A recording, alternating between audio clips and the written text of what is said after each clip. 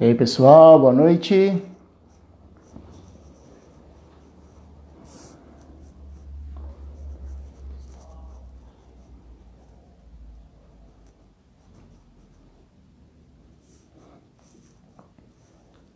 Fala, Gui. Fala, Pedrão. Oi, Alex. Oi, mãe.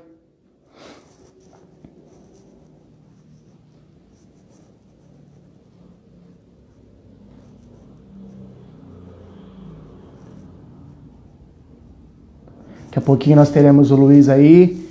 Hoje um papo bem legal. Uma posição bem específica, uma coisa que gera dúvida sempre. Já era de ideia fazer essa live, eu tenho certeza que vai ser muito legal. O Luiz tem uma história muito show aí.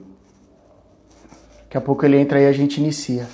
Já de praxe, quero agradecer a todo mundo que participa, que toda quarta está aqui com a gente, vendo um pouquinho da nossa live. A gente sabe que é difícil ficar o tempo todo, mas a gente tem essa ideia de conversar, de trocar ideia, conhecimento, história, tudo aquilo que envolve o nosso futebol.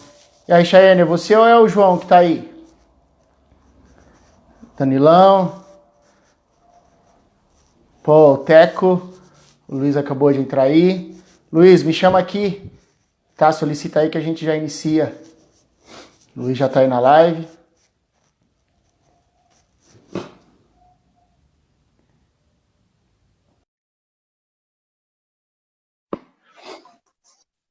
Te chamei aí. Fala, João. Tá tudo bem? Ô, Gui, hoje vai ter surpresa, hein? Na segunda parte vai ter uma surpresa. Quero que você participe. Fala, Felipe. Meu 699, cansado. Fala, Jean, boa noite. E aí, Furquim? Bicho feio?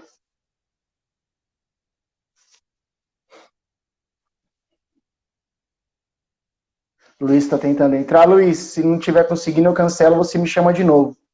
Às vezes vai um tempinho aí pra gente conectar. O pessoal já tá chegando aí. 10 e faixa. Ai, meu Deus. Pior que era mesmo.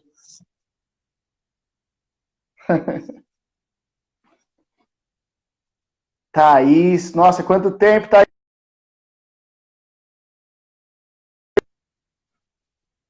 Vou chamar o Luiz aqui de novo. Vamos lá. Aqui, ó. Vamos ver se agora vai. Pessoal da Gipcom aí, que sempre me ajuda com as artes. Tiagão. É pra ficar aí nessa live, não é pra sair em outra não, hein? Ah, o Arthur. Que lindo. Tô com saudade dele. Estamos tentando conectar o Luiz aqui. Vamos ver se a gente consegue. Cadê ele? Chama mais uma vez aqui. Igor Sudário, moleque mole. Jabuticaba. Fala, Luizão. Fala, Paulinho, tudo bem? Tranquilo? Graças a Deus, tudo bem. Tá me ouvindo bem? Tá vendo bem? Tô ouvindo bem, tô vendo bem. A internet aqui de casa estava oscilando, eu joguei pelo 3G do celular, tá mais fácil. Ah, então beleza. Aqui para mim sua imagem tá um pouquinho tremida, já tá melhorando já, mas a sua voz tá excelente. E aí, Não, como que estão as tranquilo. coisas? Correria, cara, tá mais corrida agora nessa pandemia do que dando treino, mas tá tudo bem. Cuidando das crianças, né? Não é fácil, né? Cuidando das crianças, planejando o treino à distância, então tá tudo meio confuso, mas a gente tá conseguindo se acertar. Não, maravilha, é assim mesmo. Então, toda quarta a gente faz esse bate-papo aqui. Eu trouxe já alguns atletas. A semana passada foi o Pedrinho, que ele trabalhou na captação do Fluminense há muito tempo e agora ele veio para a Ferroviária de Araraquara coordenar a captação. E então a gente sempre traz alguém, e eu já tinha em mente você, que é um cara que tem uma história, tem um conhecimento bem legal, e para você falar um pouquinho com a gente sobre o seu trabalho, sobre as suas ideias, sobre o futebol.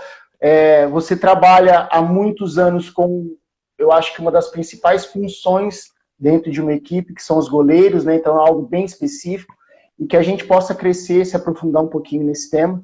Então, eu queria que você começasse falando um pouquinho da sua história mesmo lá de início, da cidade, quando você começou com o futebol, como você conheceu o futebol, através de quem, de pai, de amigos, essas coisas. Bom, eu comecei a jogar futebol um pouco mais tarde do que o que a gente hoje está mais acostumado a ver. Eu comecei a jogar, eu tinha uns 14 anos mais ou menos, e eu comecei a jogar, na verdade, pela questão do peso, para perder peso. Eu era uma criança gordinha, sedentária, e aí sofria bullying na escola, como a maioria dos gordinhos sofriam. E aí, um dia, na educação física, no jogo de futsal, falaram, vai lá no gol. O gordinho, que não joga bem, vai lá no gol. Eu joguei bem naquele dia. Aí, num outro dia, não era nem aula de educação física, era futebol, assim, mais nas horas do intervalo. O pessoal mais velho me chamou para jogar. Eu estava não sei, 14, eu estava na sétima, oitava série, e aí o pessoal do primeiro e segundo colegial me chamou para jogar no time deles. E aí eu comecei a gostar de treinar no gol. Por coincidência, na escola que eu estudava, o professor de educação física, ele trabalhou no São Paulo e foi jogador do São Paulo início da década de 90. Então, ele foi final da década de 80, ele era atleta, aí perceberam que ele não tinha uma projeção de altura muito grande, que até o Irineu Caon Júnior, ele mora em Bebedouro, inclusive, hoje. Aí eles fizeram uma proposta. O São Paulo estava sem treinador de goleiro na base, dos juniores específico. Como ele sempre bateu muito bem na bola e tinha muito conhecimento técnico de como treinar os goleiros, fizeram a proposta para ele, a gente não vai te mandar embora, quer dizer, a gente vai te mandar embora como atleta, mas a gente vai te contratar como treinador de goleiro. Você quer? Ele falou, quero. E aí ele começou a dar treino para o juvenil, juniores e ser auxiliar do profissional.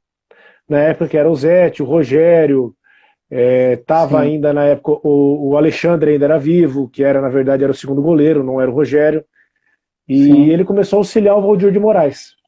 Na época, só o Valdir Moraes, o precursor do treinamento de goleiro no Brasil. E aí o Valdir de Moraes teve uma proposta do Palmeiras e foi para o Palmeiras. Nessa ele assumiu o profissional de São Paulo, ficou acho que 6 ou 7 meses no profissional de São Paulo, teve uma proposta para ir para fora do país, retornou depois, rodou alguns outros times e acabou indo para Bebedouro, e ele era professor da minha escola.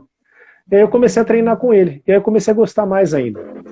Aí eu fui rodando em alguns clubes, no interior principalmente, fiz teste no São Paulo, fiquei aqui por um período, e aí chegou com 18 anos, eu comecei a ver, ou começa a rodar os times do interior, onde muitas das vezes era muita barca, onde não tinha estrutura, salário não se pagava.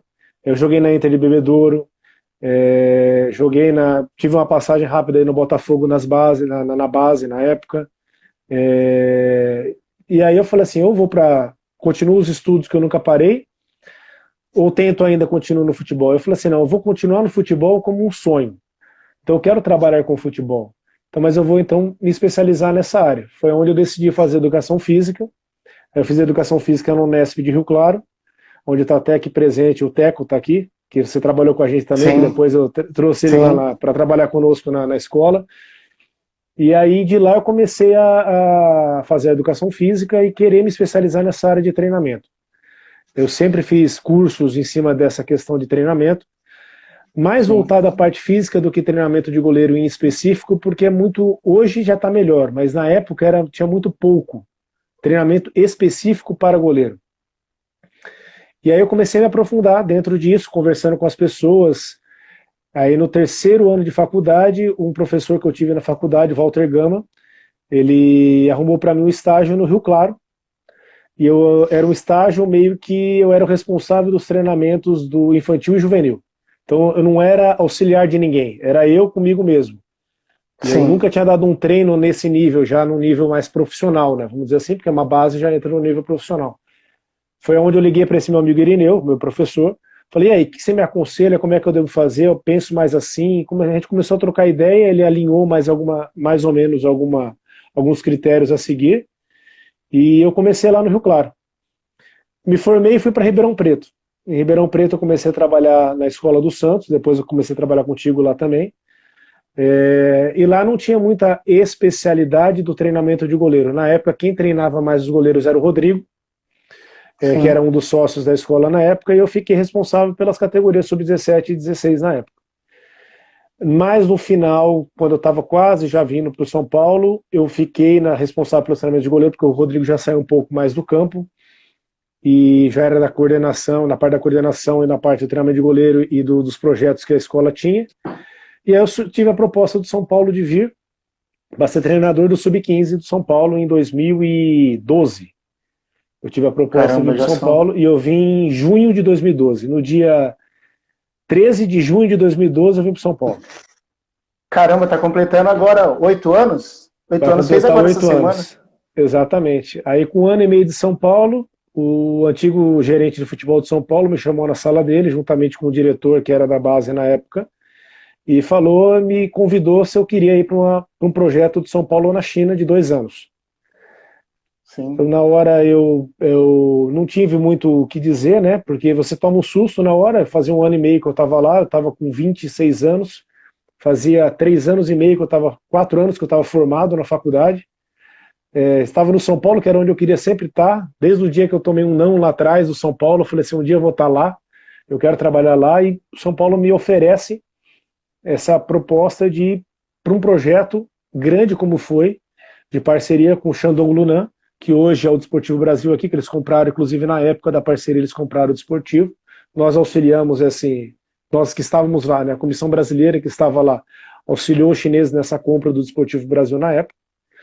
E fiquei lá por 2 anos. Retornei em 2015, de lá, dezembro de 2015, retornei ao São Paulo, e estou desde então. Em 2016 eu estava na categoria sub-16 e 14, fiquei por 2 anos na categoria 16 e 14, e esse é o meu 3º ano na categoria sub-15 e 14. Eles me retornaram para a categoria sub-15 e 14. Nesse meio tempo fui convocado para a seleção brasileira, inclusive com um dos nossos ex-alunos, o Alejandro, que estava no Cruzeiro. A gente foi junto para a Nike Friendly, lá nos Estados Unidos. E acho que o Alejandro fez até o gol da final, não foi? Foi esse que o Alejandro faz o gol do título? Que na verdade ele fez um outro campeonato que ele foi depois já como sub-16. Nesse do sub-15, o torneio era um pouco diferente, eram 3 partidas onde era campeão a equipe que tinha mais pontos. Nós na época ganhamos da Inglaterra, ganhamos da Inglaterra, ganhamos da Holanda, e empatamos com os Estados Unidos no último jogo. E aí a gente foi campeão, porque a gente atingiu 7 pontos e a Holanda só atingiu, na época acho que eles atingiram 6 pontos só. Tá, vamos lá. Essa história sua, ela mostra que você conquistou tudo através do seu trabalho e através da sua coragem em muitas coisas, né? Por exemplo, a mudança era Rio Claro que você fez faculdade, aí você vem para Ribeirão. Já é um momento que você tem que tomar uma certa decisão, falar, pô, eu preciso ir para um lugar, para um polo um pouco maior, com desenvolvimento, e aqui você chega, vai para uma escola que ali não era algo muito específico que você tinha na cabeça do treinamento de goleiro, você acabou aprendendo um pouco de cada coisa, que é o que a gente faz aqui, e aí chega um momento que você tem que dar o primeiro passo grande já. Como que você ali reagiu, como você se preparou para isso, porque muitas vezes a gente tem essa ideia de que eu vou estar sempre preparado, uma coisa vai acontecer daqui a tanto tempo, a gente não consegue programar, e quando a gente vê a oportunidade, a situação acontecendo, a gente tem que estar pronto já. Então como que foi isso para você? Há umas 3 semanas atrás, um pouco mais, eu participei de um workshop até aí de Ribeirão, do Sesc aí de Ribeirão, também foi virtual, e aí era para falar com os alunos do Sesc. E aí eu falei exatamente uma coisa para eles, que é o fato do seguinte: você tem que ter um objetivo na vida. Esse seu objetivo na vida, ele não pode ser pequeno. O que significa um objetivo pequeno na minha concepção? Quero ser jogador de futebol. Tá. Como assim? Você quer ser jogador de futebol ou você quer ser atleta de futebol? São 2 coisas distintas. Aí um dos alunos lá me perguntou, mas qual que é a diferença? Falei, para mim é simples. O jogador de futebol vai lá, joga, ponto, acabou. O atleta vai lá e se dedica, se empenha em melhorar. Quando eu tive a proposta da escola do Santos, que eu fui para Ribeirão Preto, eu tinha tido uma outra proposta da escola concorrente ao Santos, que foi o Olé Brasil, até com um salário um pouco maior do que eles tinham me oferecido o Santos na época. Só que eu comecei a ver o seguinte, o que eu quero trabalhar com futebol. Na época, a questão do treinamento de goleiro em específico, ele estava como um dos meus objetivos, mas ainda estava naquela divisão, eu quero ser treinador de goleiro ou eu quero ser o treinador da equipe? Eu ainda estava naquela sensação, e aí, o que eu quero? Eu gostava muito das duas coisas, eu sempre gostei muito dessa parte de treinamento, de elaborar treinamento, como fazer, o que fazer, que situação que faz, estratégia, pô, eu quero ganhar de você no jogo. A gente já se enfrentou várias vezes, não, como é que eu faço? Pô, é amizade, mas eu quero ganhar, eu sempre tive essa coisa de competição. E aí eu estava muito, quando surgiu a proposta da escola, do Santos, eu falei, pô, tem uma bandeira muito forte por trás. Quem sabe eu não consigo alguma coisa nessa situação. Não foi como eu tinha pensado, indiretamente ao Santos, mas foi muito bom, a gente teve contato com várias pessoas na época. Eu ainda mais depois que virou coordenador, tive um pouco mais de acesso ainda ao Lima, e alguns outros, né, para o professor Bebeto Stivel, que era o coordenador da base do Santos na época.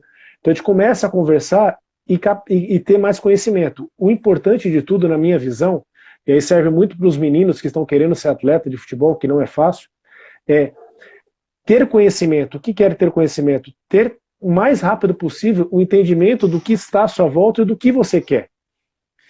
Pô, Luiz, legal, mas eu tenho 12 anos de idade, como é que eu vou ter isso? Você não vai ter isso com clareza. Mas você, junto com o seu treinador, junto com o seu pai, junto com o seu professor, você consegue ter um pouco mais de clareza como uma criança de 12 anos. Quando eu fui para Ribeirão, falei assim, a partir de agora eu não sou mais o torcedor, não sou mais o aluno. Agora eu sou profissional que quer trabalhar com futebol, que tem que deixar de lado tudo. Por mais que hoje eu consiga conciliar tudo. Tudo que está à volta, o aluno, o torcedor, o profissional, hoje eu já consigo, mas hoje eu tenho 34 anos de idade, então eu já consigo ter uma clareza muito grande. Na época não. Então você começa a ter esse discernimento e ter que aprender a respeito disso. Muito bom. E aí você chegou no São Paulo, quando você está desenvolvendo o seu trabalho, começa a ganhar o seu corpo, começa a ganhar o seu nome, chega uma proposta que você fala, pô, cara, mais uma vez, mandar um abraço, o Teco mandou mensagem aí, o Baiano, Renan Lodge acabou de entrar aí. Renan aí, grande Renan. Hoje o Renan jogou, tá todo feliz, estava falando com ele agora. Responde as mensagens que eu mando para ele, né? Não responde? Eu tava falando com ele agora, tá todo feliz, hoje ele atacou o jogo todo. Tá, foi muito bem, o Atlético ganhou de 5-0 agora há pouco. Depois eu tenho um caso interessante para falar do Renan, que quando ele foi lá para o Atlético, que ele virou lateral, que ele não queria virar lateral, eu falei com ele. Ele vai lembrar disso daí. Eu falei com ele, vira, aprende a jogar de lateral. Eu sei que você quer jogar de atacante, mas aprende a jogar. Depois que você chegar na Europa, você vai ser o que você quiser, mas aprende a jogar de lateral. É assim mesmo. E como que foi? Porque assim, ali eu lembro que você já estava com um casamento marcado, já tinha toda uma vida direcionada.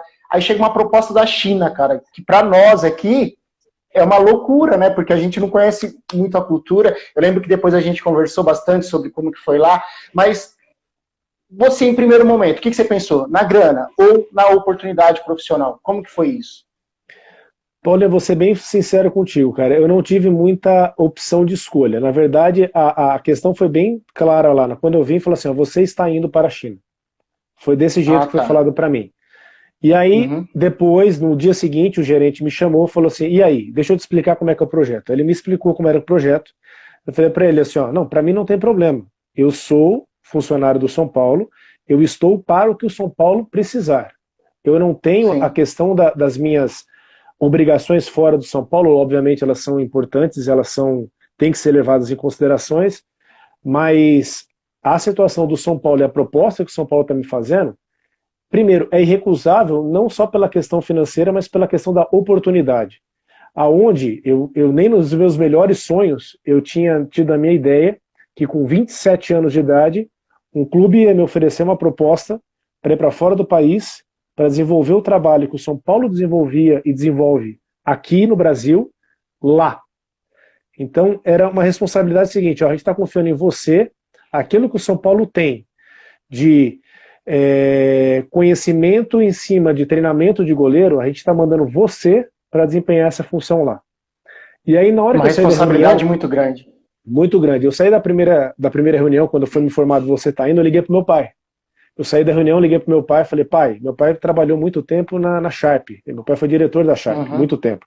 Então era pressão em cima de pressão e informações em cima da hora, em cima de informações em cima da hora.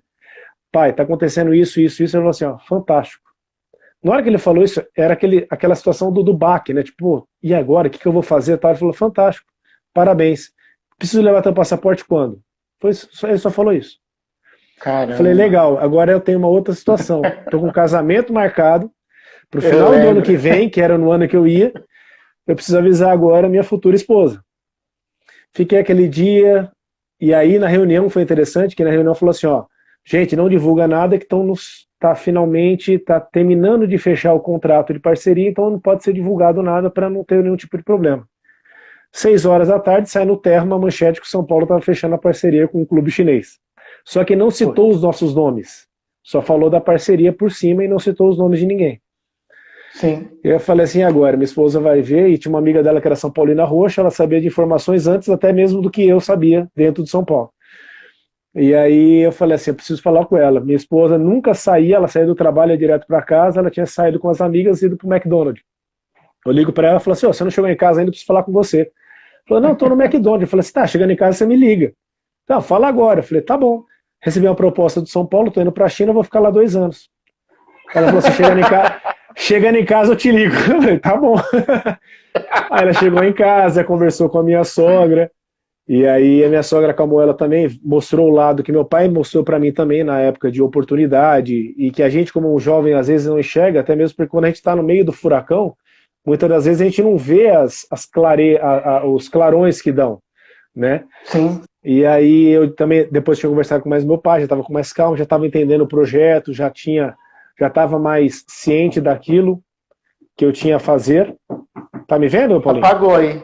Você apertou alguma coisa? Ficou preto a tela? Não. Voltou. Ah, não, agora voltou. E aí eu fiz assim, vamos embora. E agarrei, a minha esposa também foi comigo, aí eu voltei, depois de 6 meses eu fui sozinho, fiquei de janeiro a julho lá. Julho eu retornei, casei e ela foi comigo. Aí chegou lá, ela engravidou, ela retornou depois sozinha, e eu fiquei os 2 anos lá do contrato, praticamente sozinha. Ela voltou depois com meu filho para lá, mas eles ficaram só mais uns 4 meses. E aí começou a fazer o frio lá, e aí é um frio muito sério lá, estava fazendo menos 12 graus, com sensação de menos 15, menos 20. Aí ela voltou, e eu fiquei lá para finalizar o contrato, e depois eu retornei para São Paulo. E aí a gente tem muita noção aqui da grande liga chinesa, onde tem jogadores caros, salários muito altos e tudo mais. Você chegou para trabalhar num processo inverso, né, com jogadores em formação também? Como que foi? Isso. E o que você encontrou lá? A gente chegou para desenvolver a base do clube. Antigamente lá, quem estava antes da gente eram os portugueses. Era um grupo de treinadores portugueses. Então tinha um preparador físico português, o treinador principal, um treinador e um treinador de goleiro. Eram todos portugueses.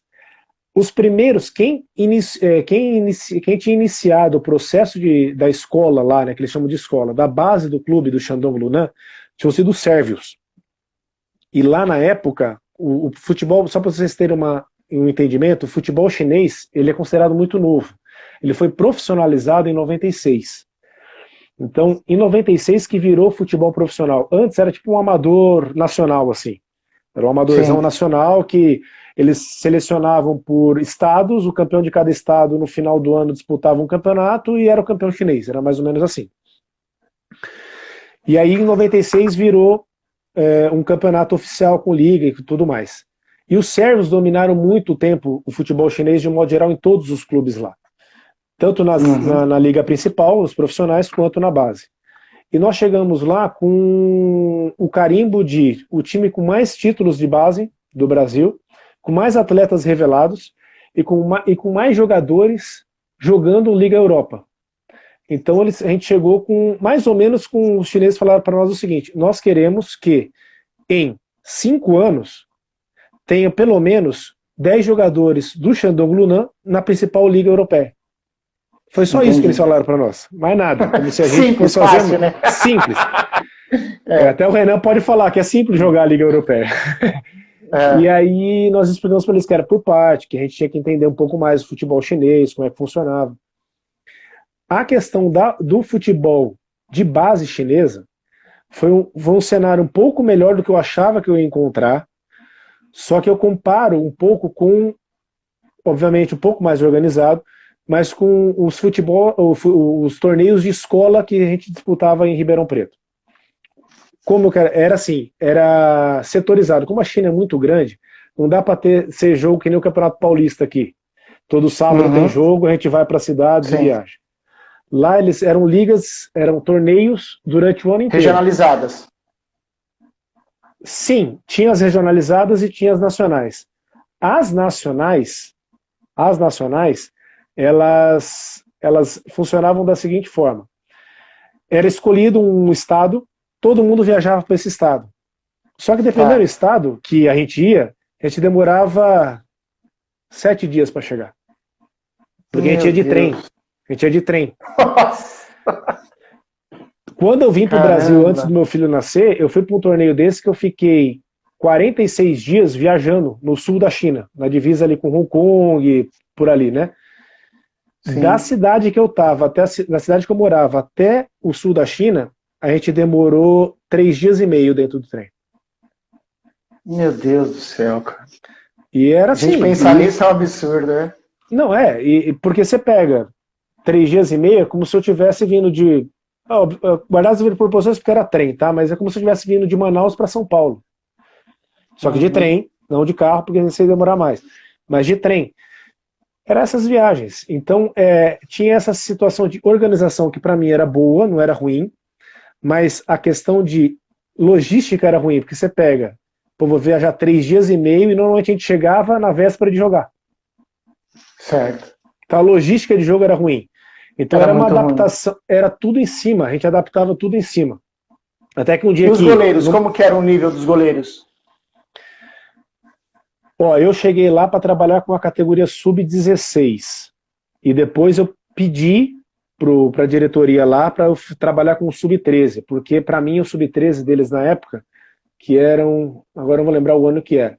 O sub-13 deles, para mim, que hoje deve estar chegando já no profissional, já deve estar começando a despontar nos profissionais a maioria. Era a melhor safra que eles tinham. Eu estava vendo muito treinamento para a idade errado. Entendi. Então o que eles faziam? Com 13 anos eles faziam muita velocidade, muita força. Falava, não, agora no sub-13 é o aprimoramento da técnica, é o refinamento, é o final do refinamento da técnica, daquela base. No caso do goleiro, a pegada, é a cama, a queda, a saída do gol, é o refinamento, é a hora que você começa já a modelar o goleiro que você quer, que é o que eu perguntei para eles lá, que eles não souberam, e durante os 2 anos que eu fiquei lá, junto com os treinadores chineses lá, a gente desenvolveu, qual é o perfil do goleiro do Shandong Luneng aqui na China? Eles não tinham, eles não sabiam. Eles queriam um goleiro que jogasse. Eu falei, tá, jogar como? Entendi. Beleza, eu posso entrar lá e eu jogo, mas o que é o jogo para vocês? Qual que é o perfil de goleiro? Porque lá no futebol chinês não pode jogar goleiro estrangeiro. Só tem os goleiros chineses, né? Agora, pelo que eu estava conversando com um dos tradutores lá, eles estão querendo mudar essa regra. Só que a regra que eles estão querendo jogar foi uma que nós brasileiros, e não só nós lá do Shandong Luneng, de outros clubes também demos para a federação, para a liga, que foi: deixa o clube chinês ter o goleiro. Só que como eles podem ter 5 estrangeiros, você fala, se você tiver um goleiro, só pode ter mais um estrangeiro. Se eles acham que o goleiro vai fazer tanta diferença assim, começa a limitar dessa outra forma. Exatamente.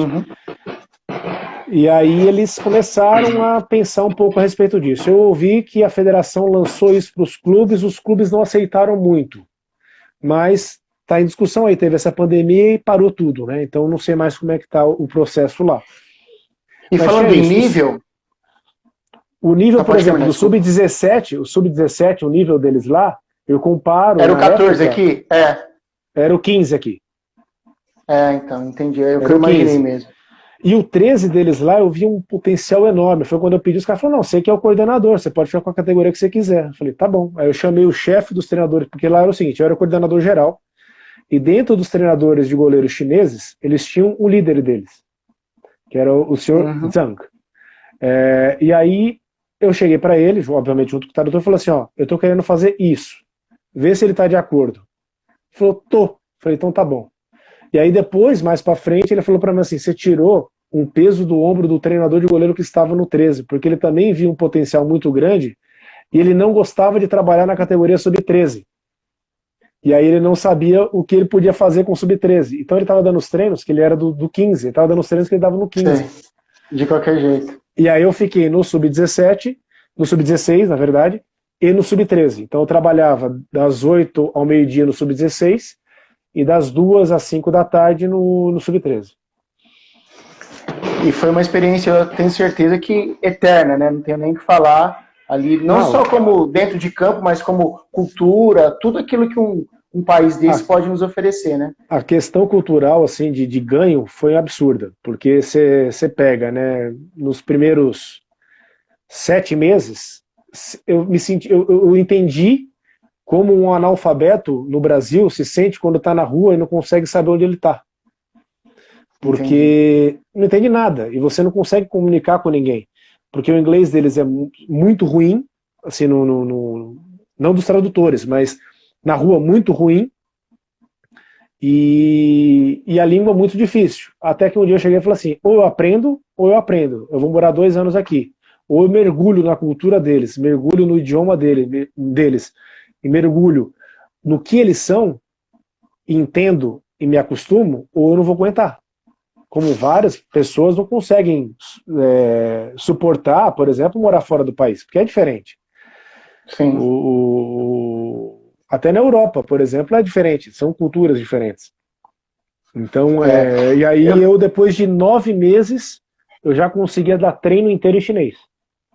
Depois de 9 meses. Mas aí foi uma troca com os jogadores. Eu apontava, eles já sabiam que eu queria saber o que era. E aí eles me falavam, eu falava até acertar, e a hora que eu acertava. Eles foram me ajudando também. Principalmente a categoria sub-13. Era engraçado isso, porque os sub-13 eram os que mais ajudavam. Mais receptivos. Eu quero aprofundar bastante agora na parte de goleiro, que tem muita coisa que a gente tem dúvida, muita coisa que a gente observa, e eu acho que você pode enriquecer muito a nossa conversa. Primeiro de tudo, o goleiro, comprovadamente, ele tem como obrigação o psicológico diferente de todos os outros jogadores de linha. Então, você acredita que ele já nasce com essa concentração, com essa parte psicológica um pouco diferente, porque todo mundo fala assim, o goleiro ele é sempre diferente dos outros, nos movimentos, na conversa, no jeito de agir. Então, você que está muito ligado nisso, eu quero que você fale um pouquinho dessa parte psicológica, de como o goleiro reage em situações adversas, em situação de cobrança, de ter sempre alguém aqui do lado falando, cobrando. Então, como que ele administra essa parte de psicologia e de concentração? Porque, assim, existem alguns momentos, a bola saiu lá, o cara vai, respira, o goleiro é aquele que tem que ter, eu acho, uma pressão emocional muito maior do que todos os outros. Então, de que maneira que você trabalha isso, como você enxerga, as diferenças de idades e tudo mais? É legal aqui que vai somar o Márcio, que foi goleiro do São Paulo, também no profissional, passou a base inteira, acabou de entrar aqui, ele vai saber muito, a gente trabalha junto, a gente conversa bastante com isso, ele estava na Sub-13, agora ele foi para a Sub-17. É interessante isso, porque eu estava falando com os atletas do Sub-14 essa semana passada, exatamente a respeito disso. Como a pressão em cima do goleiro ela é muito grande, eles desde cedo já têm que entender aonde eles estão. E aonde eles estão o que é a posição deles, a extrema responsabilidade que é estar na posição deles, porque ele é o único ou o último que pode falhar em algum momento, ou errar. Porque ele é a última salvação de um time. E aí você pega, por exemplo, você vê meninos do Sub-13 entrando no São Paulo, que com uma serenidade no jogo, às vezes beirando um pouco entre aspas, a irresponsabilidade no sentido de, tá muito sereno para um menino de 14 anos. Mas que muitas das vezes eu, conversando com um psicólogo aqui, a gente fala assim, será que não é o contrário? Será que ele não está nervoso demais e está querendo aparentar uma tranquilidade demais? Uma E aí tranquilidade, que é o grande sim. problema. Eu Uhum. vejo que é um aprendizado constante essa questão aí, principalmente do psicológico. E ainda mais num grande clube, que a pressão o tempo todo. Aqui não tem a situação, é amistoso, não tem, tem que ganhar. Ah, tem que jogar bem, é É a formação, a gente camisa do tem. São Paulo que está em jogo, né? Por mais que nós, treinadores, saibamos que é um processo e que vai ter erros, que vai ter dificuldades, que vai ter situações que ele não vai conseguir fazer, mesmo você orientando, mostrando onde é que é, mas é um aprendizado, é passo a passo. É devagarzinho que ele vai fazendo. Só que essa situação, quando está no jogo, o jogo você tem que, tudo que você viu durante a semana, o treinador fez cruzamento, finalização, o treinador de goleiro fez a parte do aprimoramento técnico, você vai usar tudo isso ao mesmo tempo. Eu vejo a situação da concentração muito mais no entendimento dele geral, respondendo as 3 perguntas que eu faço sempre para os goleiros que eles precisam saber. E aí eu acho que melhora muito a questão da concentração dele. É o que, como e quando. O que eu tenho que fazer, como eu tenho que fazer e quando eu tenho que fazer. Não adianta nada eu achar que eu tenho que defender uma bola rasteira se ela nem saiu do pé do meu atacante, do atacante adversário. Então eu vou Não sair pode antes. adivinhar, né? E aí, a partir do momento que eu começo a ter essa concentração, que é a básica, que é a defesa, eu acho que aí vai Uhum. começando a ficar mais fácil o entendimento do jogo e a concentração do jogo. Significa que ele vai conseguir fazer isso? Não. Tem muitos goleiros que vão conseguir entender o jogo com 17 anos de idade. Eu falo para os meninos, eu fui aprender a jogar o futebol. O que é jogar o futebol? Participar defensivamente, ofensivamente, orientar, com 17 para 18 anos de idade. Tem gente que com Entendi. 15 anos já entende o jogo. Tem um atleta aqui Sim. dentro de São Paulo, que está no Sub-17 hoje, que o entendimento de jogo que ele teve no Sub-15 foi absurdo.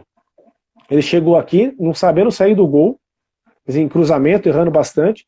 Chegando no final, na final do campeonato, que é o Felipe Carneiro, hoje ele está no Sub-17 de São Paulo. Na final do Campeonato Paulista, contra o Palmeiras e contra o Corinthians na semifinal, que eram 2 equipes que alçavam muitas bolas na área, ele saindo em bola na marca do pênalti. E com propriedade, e orientando, e participando, e já cantando jogada 3, 4 lances antes. E aí você vê, esse é um menino que aprendeu no desenvolver a se concentrar e aprendeu a entender o jogo. Eu vejo muito que é o que os chineses dizem que é um passo de cada passo, que para nós seria um passo de cada vez, né? De cada vez. Eu acho que ele é parte do início, bem da base mesmo, é ele entender o básico, o que, como e quando, que aí depois vai ficando muito mais fácil o jogo. E isso você acredita ser adaptável, ser estimulado, aprimorado, com níveis diferentes de personalidade. Por exemplo, aquele que é mais estourado, mesmo ele sendo estourado, você tem que dosar para que ele consiga manter a concentração e isso não atrapalhe, por exemplo, num erro, num resultado adverso. São momentos que, para ele, geram uma expectativa, uma ansiedade, uma pressão um pouco maior. E existe para você, aquele que é mais quieto, ele consegue assimilar melhor, ele consegue responder mais rápido. Aquele que é estourado, ele tem uma reação um pouco mais brusca. Então, como que você trabalha esse tipo de distinção de personalidade? Eu falo aqui para os goleiros, quando eles chegam no Sub-14, eu falo assim, ó, vocês me deem um mês que eu já sei quem é vocês, quem cada um é, a personalidade de cada um, e eu vou saber. Eu vou corrigir vocês da mesma maneira. Eu vou dar o treinamento para vocês da mesma maneira. Eu vou cobrar vocês da mesma maneira. Só que muitas das vezes, o jeito que eu vou falar com o A vai ser diferente do que eu vou falar com o B. Mas a cobrança, o intuito da cobrança vai ser a mesma. O Thiago, que é o 3º goleiro hoje do Profissional de São Paulo, eu trabalhei com ele no Sub-14 e logo no início. No Sub-14, Paulinho, ele chegava no treinamento mudo e saía calado. Ele não falava nada. Sim. Eu conversando com ele, eu fui saber que ele falava mesmo no 3º treino com ele, porque ele só respondia balançando a cabeça. Até um dia eu cheguei para ele, falei assim, filho, fala comigo, eu preciso que você fale comigo. Só balançar a cabeça não adianta. Sim. No campeonato de Votorantim, no primeiro jogo, ele falou, ele orientou, deu bronca na defesa, repôs bola de pé direito, pé esquerdo. Ele começou a jogar um jogo que eu olhei assim e falei assim, caramba, cadê esse Thiago o ano inteiro? Bom, acordou agora, foi. E aí você vê ele no treinamento, é essa pessoa serena, calma, Mais tranquila, calma. não fala muito e tal. Mas chega na hora do jogo, é outra pessoa. Transforma. É assim, é absurdo. Absurdo, assim. Estou dando exemplo de pessoas que eu trabalhei diretamente, né? Então aqui no São Paulo pegando uma realidade mais palpável para mim. Mas essa eu vejo mudança que o futebol traz, essa mudança que o futebol traz hoje, o goleiro ele tá mais ágil, todos eles, a maneira nossa de enxergar, tá? Ele está mais comunicativo ainda mais veloz. Como que você vê essa diferença? Você já está há 8 anos só no São Paulo, de trabalho, por exemplo, o trabalho que você executa hoje. Claro, o São Paulo teve talvez o primeiro que mudou essa história no futebol, que foi o Rogério, mas o Rogério era direcionado ao profissional. Eu falo em atuar com os pés, em sair da área, em ter a coragem de fazer um passe curto, um passe picado, e essa diferença que você enxerga hoje do seu treino, do seu trabalho, há 8 anos atrás. Você intensificou, lá atrás você já fazia isso, hoje diminuiu, aumentou. O que você me fala dessa mudança? Quando a gente pega o São Paulo, né, a instituição São Paulo, é a primeira, em termos ainda mais de goleiro, o primeiro nome que vem na cabeça é o Rogério. Uhum. Pelo goleiro que ficou mais tempo, né, vestindo a camisa número 1, né? Obviamente teve o Zete, teve Gilmar Rinaldi, teve Valdir Pérez, teve outros grandes goleiros, mas a figura Rogério Ceni vem muito forte. Até mesmo porque foi um cara que ficou mais de 20 anos como titular do São Paulo e ganhou tudo no São Paulo. Ele ganhou tudo, no São Paulo e seleção brasileira. E aí a gente vem com uma base de que o goleiro do São Paulo joga bem com os pés, é líder dentro de campo, fora de campo, e tem um entendimento do jogo de uma forma que nenhum outro tem. Aí a gente começa a vir para a nossa realidade. Estamos na base. Então, esse menino... Minha imagem tá ruim para você aí? Tá um pouquinho. Espera aí que eu vou mudar aqui, que aí ela já vai melhorar, quer ver?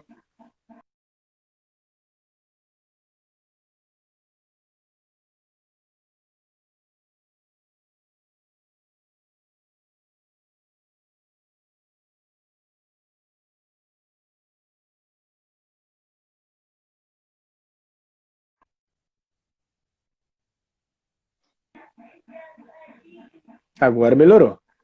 Agora tá bom. Tô tendo que mudar toda a live. Eu começo no Wi-Fi e termino no 4G, porque não tem como. Ela vai piorando. Vamos lá. E aí a gente começa a ter o seguinte. Vamos lá, então eu tenho que preparar esse goleiro, porque todo mundo espera que quando ele chegue no profissional ele tenha uma reposição de bola perfeita, um entendimento de jogo perfeito e tudo mais. E você vai fazendo curso e vai conversando com outros treinadores de goleiro, já há mais tempo. Uma pessoa que eu tive muito contato aqui no São Paulo foi o Carlos Galo, que quando eu cheguei, ele era o coordenador de goleiros aqui da base. Tive bastante contato também, conversa com, na época, estava no Santos, depois foi para a China, agora está no Bahia, que é o Rogério Lima. E a gente vai conversando com eles a respeito e vai tendo alguns outros critérios. Hoje, por exemplo, que todo mundo diz que o goleiro tem que jogar bem com os pés, eu vejo que o goleiro ele tem que ter um bom domínio com os pés na hora que precisa. E o que eu quero dizer com isso? Não adianta nada eu estar no gol, dominar a bola de letra, de calcanhar, de peito, de coxa, e fazer esse tipo de, entre aspas, firula, e não ser efetivo na hora do passe, errar um passe, ou fazer muita bola longa só, as bolas curtas eu não faço. Eu acho que eu tenho que saber usar os pés na hora que eu preciso usar os pés. Muitos falam do Neuer, muitos falam do Courtois. Eu ainda acho que o Courtois, por exemplo, é um dos goleiros que mais se aproximam àquilo que eu acredito com um goleiro que usa os pés. O próprio Schmeichel, filho do Peter Schmeichel, também é assim. Ele é aquele cara que resolve os problemas. Não é aquele que cria uma atmosfera de vislumbre para a torcida, por exemplo, da utilização dos pés. E eu fui me palpando nisso. Eu preciso que esse goleiro saiba fazer as coisas de forma eficiente e eficácia. De preferência, de forma eficiente. Como isso? Que ele faça o mínimo de movimentos possíveis com maior acerto.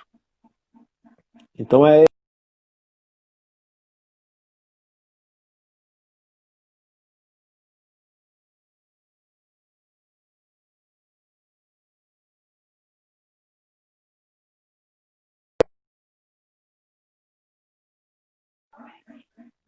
Melhorou. Acho que melhorou, né? O pessoal tá me vendo com a imagem ruim, eles ficam com ciúmes lá, ó. Quer que fica bonitinho. Não vai ficar bom nunca. Haja internet boa aí, hein? Então, milagre não faz, né? O máximo que vai é melhorar um pouquinho. Então, meu irmão até, foi engraçado essa pergunta sua, porque meu irmão um tempo atrás, ele perguntou isso pra mim, ele falou assim, o mesmo treino que você dá hoje, você dava há 10 anos atrás? Eu falei pra ele, sim. Na hora que eu falei sim pra ele falou assim, como assim? Ele falou assim, o treino é igual, a cobrança é diferente. E a intensidade também, não? Porque o treinamento, ele acaba sendo igual porque é a categoria de iniciação. Então eu não posso e eu não devo fazer a mais do que eles podem receber. Só que a cobrança devido ao futebol, ela acaba sendo maior. Então, por exemplo, hoje, o goleiro chega lá para mim, infelizmente com a pandemia não, mas nessa época, o goleiro do Sub-14 hoje, ele já estaria dentro de um jogo orientando de uma forma mais eficaz. Como isso? Antes eles chegam mudo, então eles não orientam nada. Hoje, se tem nos treinamentos normais, hoje eles estariam assim. Olha o lado direito. Já dava a informação do olho o lado direito. Ainda está genérico, mas eles já estão começando a dar a orientação. Já no Sub-15, Paulinho, olha o lado direito. Eu já falei quem e aonde tem que estar. Direciona. Porque no Sub-16, ele já vai. Paulinho, olha o lado direito e Zé já diminui ali em quem vai bater. Você já dá 2, 3 informações. Duas informações. No 17 é Paulinho, olha do lado direito, Zé diminui, já abre lá fulano. Então já começa a ter mais complexidade nas informações. Então é aquilo que eu falei lá atrás. O que, como e quando. Então é uma escada. Então as informações elas vão sendo dadas e cada atleta tem uma forma de absorver, entender e aplicar. E cabe nós, treinadores de goleiro, no caso aqui de São Paulo, e aí eu faço um comparativo, obviamente guardadas as devidas proporções, com os treinadores de escola, a como dar essa informação e como treinar essa informação para eles. Porque tem muitos erros, às vezes, que eu cometia lá atrás, quando eu estava na escola, às vezes eu dava informação que para mim estava visível. Mas para o menino de 17, 18, 15, 14, não está visível. E aí? Então vamos lá, vamos criar situações. No caso aqui do São Paulo eu consigo fazer isso hoje também, até mesmo com a questão da velocidade da internet e tudo mais, você consegue fazer isso muito mais fácil do que há 10 anos, 12 anos atrás. Que é o fato de, vamos lá, vem cá, vê esse lance aqui, o que o goleiro errou? Às vezes foi uma puta de uma defesa. Para eles é muito mais fácil. Teve um erro, o que o goleiro errou? Acho o erro. E eu faço muito isso com os goleiros do 14. Vai pegar um jogo, a São Paulo e Corinthians, assista os dois goleiros, eu quero que vocês analisem os dois goleiros, vejam o que cada goleiro errou, vejam o que vocês fariam de diferente, o que eles acertaram. E me tragam, e me falem. O que foi? Porque se eles não começarem, eu falo para eles, a partir de agora, vocês, independente do time que vocês torçam, vocês não são mais torcedores, vocês são atletas de futebol. Vocês têm que assistir o jogo de futebol vendo erros, acertos, o que eu farei de diferente, será que se eu fizesse isso diferente daria certo? E vamos conversar. É a tomada de decisão o tempo todo, né? Agora eu quero fazer 2 perguntas, que a gente tem mais 10 minutos.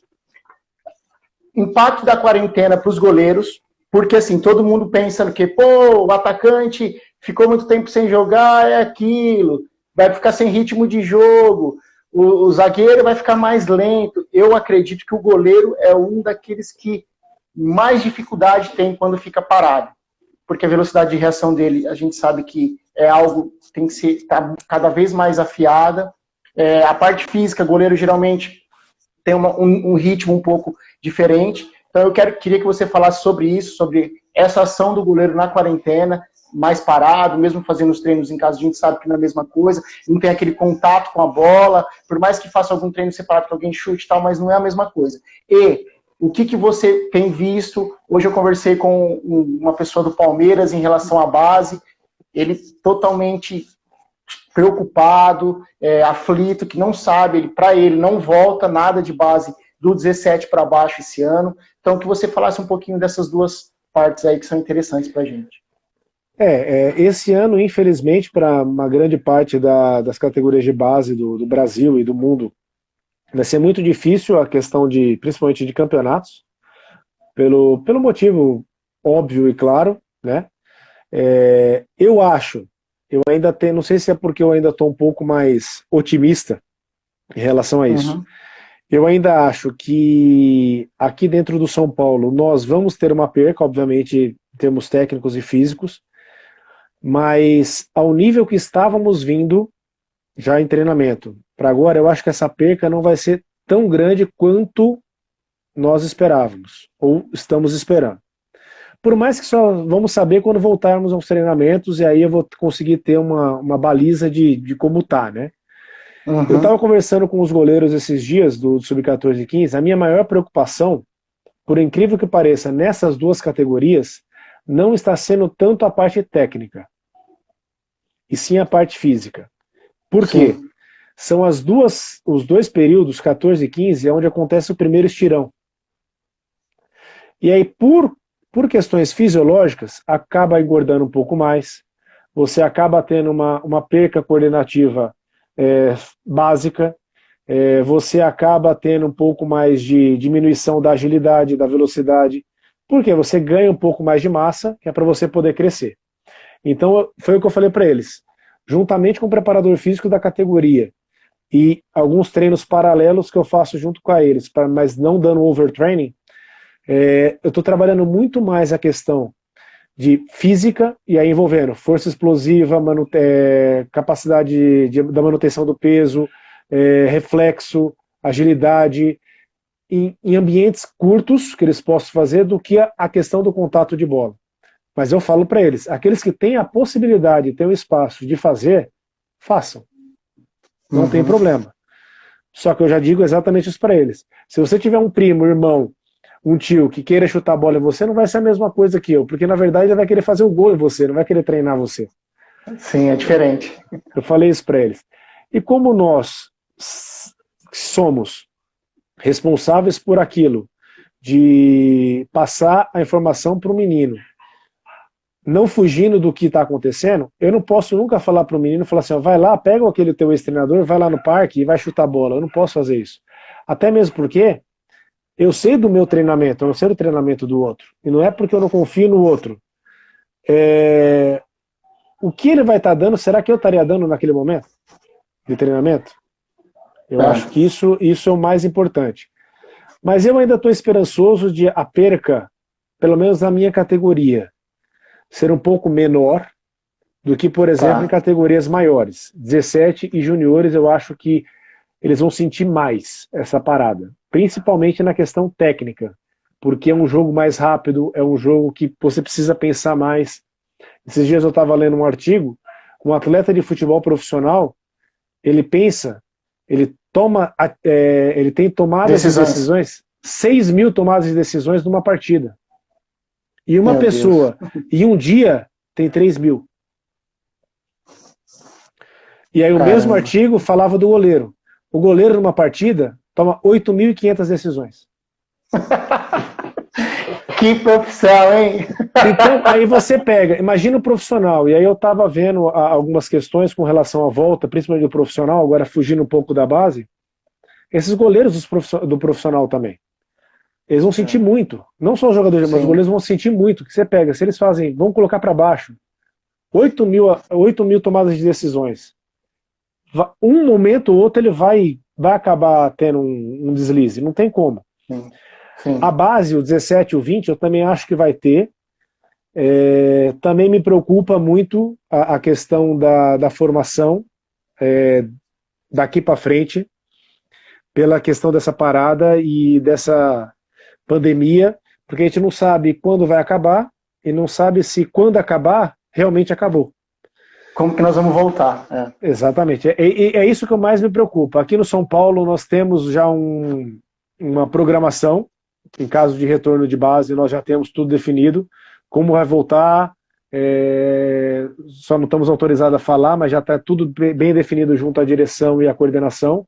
A base ela está toda já planejada numa volta. Se esse planejamento ele vai ser desta forma ou se vai ter adaptações, só na hora que voltar mesmo para nós termos. Né?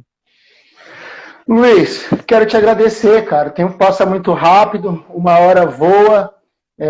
A gente já se conhece desde quando eu entrei na escola, você foi um dos caras que estava lá, que a gente iniciou muita coisa junto, me ajudou muito.